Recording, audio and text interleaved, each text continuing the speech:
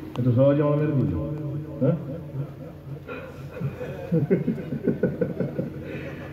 30 বছর ধরে বুকের ভেতরে যে প্রতিশোধের আগুনটা দাউ দাউ করে জ্বলছে সেটাতে 3 মিনিটে নিভিয়ে দিয়ে কোথাও মনে পড়ে আছে 30 বছর আগের ঘটনা।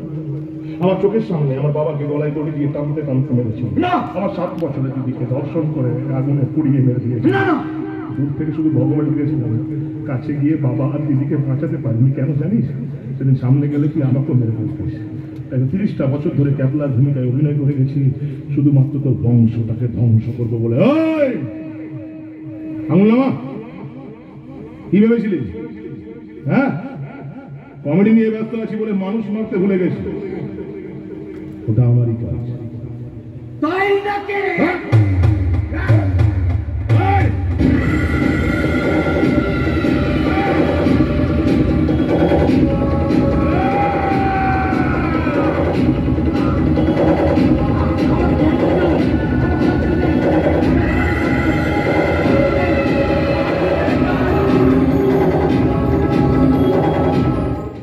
জন্মদিনে উপহার বাবার লাশ, বিশ্বাসের ঘরে বেঈমান নাচে।